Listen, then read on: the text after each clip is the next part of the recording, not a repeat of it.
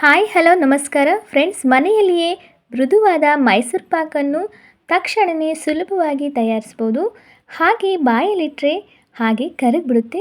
Super ಟೇಸ್ಟಿಯಾದ ಸಾಫ್ಟಾದ Mysuru ಪಾಕನ್ನು ಮಾಡೋದು ಹೇಗೆ ನೋಡೋಣ ಬನ್ನಿ ಫ್ರೆಂಡ್ಸ್. ಮೊದಲಿಗೆ ಒಂದು ಬೌಲ್ಗೆ ನಾನಿಲ್ಲಿ 1 ಕಪ್ ಆಗುವಷ್ಟು ಕಡಲೆ ಹಿಟ್ಟನ್ನು ಹಾಕ್ಕೊಳ್ತಾ ಇದ್ದೀನಿ. ಕಡಲೆ ಹಿಟ್ಟು ಹಾಕಿದ ನಂತರ ಅದೇ ಕಪ್ಪಲ್ಲಿ 1 ಕಪ್ ಆಗುವಷ್ಟು ಸನ್ಪ್ಯೂರ್ ಆಯಿಲ್ನ ಹಾಕ್ಕೊಳ್ತಾ ಇದ್ದೀನಿ.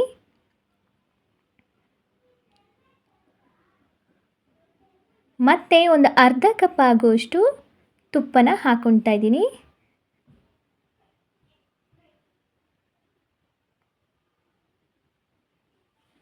ತುಪ್ಪ ಹಾಕಿದ ನಂತರ ಇದನ್ನು ಚೆನ್ನಾಗಿ ಮಿಕ್ಸ್ ಮಾಡ್ಕೋಬೇಕು. ಒಂದು ಸ್ವಲ್ಪನೂ ಕೂಡ ಗಂಟು ಬರ್ದಿರೋ ರೀತಿ ನೀಟಾಗಿ ಚೆನ್ನಾಗಿ ಈ ರೀತಿ ಮಿಕ್ಸ್ ಮಾಡ್ಕೊಳ್ಳೋಣ. ಇವಾಗ ಇದು ರೆಡಿಯಾಗಿದೆ ಫ್ರೆಂಡ್ಸ್. ಇದನ್ನು ಒಂದು ಸೈಡಿಗೆ ಎತ್ತಿಟ್ಕೊಳ್ಳೋಣ. ಇವಾಗ ಒಂದು ಪಾತ್ರೆಗೆ ನಾನಿಲ್ಲಿ ಸ್ವಲ್ಪ ಆಯಿಲ್ನ ಹಾಕ್ಕೊಳ್ತಾ ಇದ್ದೀನಿ. ಸ್ವೀಟ್ ಹಾಕ್ತಿಕ್ಕೆ ಮೊದಲಿಗೆ ನಾವು ಈ ರೀತಿ ರೆಡಿ ಮಾಡ್ಕೋಬೇಕು. ಈಗ ಒಂದು ಸ್ವಲ್ಪ ತುಪ್ಪ ಹಾಕ್ಕೊಂಡು ಈ ರೀತಿ ನೀಟಾಗಿ ಸರುಕೊಳ್ಳೋಣ. ಇದನ್ನು ಕೂಡ ಒಂದು ಸೈಡಿಗೆ ಎತ್ತಿಟ್ಕೊಳ್ಳೋಣ. ಇವಾಗ ಒಂದು ಪ್ಯಾನ್ಗೆ ನಾನಿಲ್ಲಿ 1.5 ಕಪ್ ಆಗುವಷ್ಟು ಸಕ್ಕರೆ ಹಾಕ್ಕೊಳ್ತಾ ಇದ್ದೀನಿ. 1.5 ಕಪ್ ಆಗುವಷ್ಟು ಸಕ್ಕರೆಗೆ 3/4 ಕಪ್ ಆಗುವಷ್ಟು ನೀರನ್ನ ಹಾಕ್ಕೊಳ್ತಾ ಇದ್ದೀನಿ. ನೀರು ಹಾಕಿದ ನಂತರ ಸಕ್ಕರೆ ಚೆನ್ನಾಗಿ ಕರಗಬೇಕು.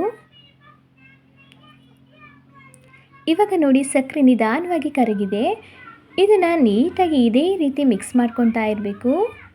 ಇವಾಗ ನೋಡಿ ಚೆನ್ನಾಗಿ ಮಿಕ್ಸ್ ಮಾಡ್ಕೊಂಡ ನಂತರ ಇದನ್ನು ಒಂದೆಳೆ ಪಾಕ ಬರೋವರೆಗೂ ಚೆನ್ನಾಗಿ ಮಿಕ್ಸ್ ಮಾಡ್ಕೋಬೇಕು. ಇವಾಗ ಕರೆಕ್ಟಾಗಿ ಇದು ನೀಟಾಗಿ ಪಾಕ ಒಂದೆಳೆ ಪಾಕ ರೆಡಿಯಾಗಿದೆ. ಇದಾದಮೇಲೆ ನಾವು ಆಗಲೇ ಮಿಕ್ಸ್ ಮಾಡ್ಕೊಂಡಿದ್ದೀವಲ್ಲ ಕಡಲೆ ಹಿಟ್ಟಿನ ಮಿಶ್ರಣವನ್ನು ಇದಕ್ಕೆ ಹಾಕ್ಕೊಳ್ಳೋಣ. ಇದು ಹಾಕುವಾಗ ಗ್ಯಾಸ್ನ ನಾವು ಆಫ್ ಮಾಡ್ಕೋಬೇಕು. ನೋಡಿ, ಇದು ಹಾಕಿದ ನಂತರ ಲೋ ಫ್ಲೇಮಲ್ಲೇ ಇಟ್ಕೊಂಡು ಇದನ್ನು ಚೆನ್ನಾಗಿ ಮಿಕ್ಸ್ ಮಾಡ್ಕೋಬೇಕು.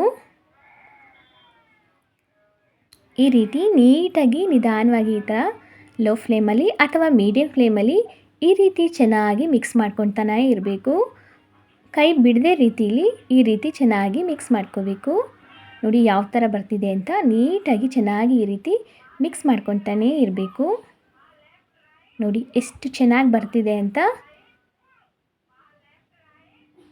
ಇವಾಗ ಒಂದು 20 ನಿಮಿಷನಾದ್ರು ನಾವು ಇದನ್ನು ನಿಧಾನವಾಗಿ ಈ ರೀತಿ ಚೆನ್ನಾಗಿ ಮಿಕ್ಸ್ ಮಾಡ್ಕೋಬೇಕು.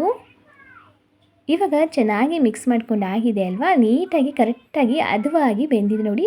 ತಳ ಕೂಡ ಚೆನ್ನಾಗಿ ಬಿಡಲಿಕ್ಕೆ ಸ್ಟಾರ್ಟ್ ಆಗಿದೆ ಅಲ್ವಾ. ಈ ರೀತಿ ಚೆನ್ನಾಗಿ ತಳ ಬಿಟ್ಟಾಗ ಮೇಲೆಲ್ಲ ಆಯಿಲ್ ಬಿಡಲಿಕ್ಕೆ ಸ್ಟಾರ್ಟ್ ಆಗುತ್ತೆ.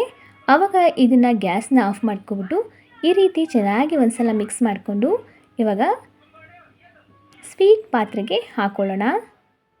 ನೋಡ್ತಾ ಇದ್ದೀರಲ್ಲ ಫ್ರೆಂಡ್ಸ್, ಹದವಾಗಿ ಬೇಕರಿಯಲ್ಲೇ ಮಾಡುವಂತಹ ಮೈಸೂರು ಪಾಕನ್ನ ನಾವು ಮನೆಯಲ್ಲೇ ಸುಲಭವಾಗಿ ಮಾಡ್ಕೋಬೋದು. ತುಂಬಾ ರುಚಿಯಾಗಿರುತ್ತೆ. ನೋಡ್ತಾ ಇದ್ದೀರಲ್ಲ ಯಾವ ಥರ ಬಂದಿದೆ ಅಂತ. ಇವಾಗ ಒಂದು ಸ್ವಲ್ಪ ಮೇಲೆ ನೀಟಾಗಿ ಸೆಟ್ ಮಾಡ್ಕೊಳ್ಳೋಣ. ನೋಡಿ ಇವಾಗ ಕರೆಕ್ಟಾಗಿ ಇದು ಸೆಟ್ ಆಗಬೇಕು. ಇದು 1.5 ಗಂಟೆ ಆದರೂ ನೀಟಾಗಿ ಸೆಟ್ ಆಗಬೇಕು. 1.5 ಗಂಟೆ ಆದಮೇಲೆ ಚೆನ್ನಾಗಿ ಸೆಟ್ ಆಗಿರುತ್ತೆ. ನೋಡಿ ಯಾವ ಥರ ಬಂದಿದೆ ಅಂತ. ಇವಾಗ ನೀಟಾಗಿ ಕಟ್ ಮಾಡ್ಕೊಳ್ಳೋಣ. ತುಂಬಾ ಸಾಫ್ಟಾಗಿರುತ್ತೆ ಫ್ರೆಂಡ್ಸ್. ಕಟ್ ಮಾಡಬೇಕಾದ್ರೆ ಗೊತ್ತಾಗ್ತಾಯಿದೆ ನೋಡಿ ಯಾವ ರೀತಿ ಸಾಫ್ಟಾಗಿದೆ ಅಂತ. ಬಾಯಲ್ಲಿಟ್ಟರೆ ಹಾಗೆ ಕರಗುವಂತಹ ಮೈಸೂರು ಪಾಕ್, ಸಾಫ್ಟ್ ಮೈಸೂರು ಪಾಕ್ ಅಂತಲೇ ಹೇಳ್ಬೋದು.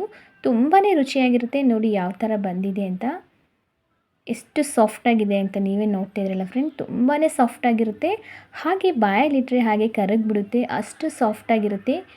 ನೀವು ಅಷ್ಟೇ ಫ್ರೆಂಡ್ಸ್, ಮನೆಯಲ್ಲೇ ಸರಿಯಾದ ಅಳತೆಯಲ್ಲಿ ನಾವು ಈ ರೀತಿ ಮಾಡಿಕೊಂಡ್ರೆ ತುಂಬಾ ರುಚಿಯಾಗಿ ನಾವು ಮನೆಯಲ್ಲೇ ಸಾಫ್ಟಾದ ಮೈಸೂರು ಪಾಕನ್ನ ಮಾಡ್ಕೋಬೋದು.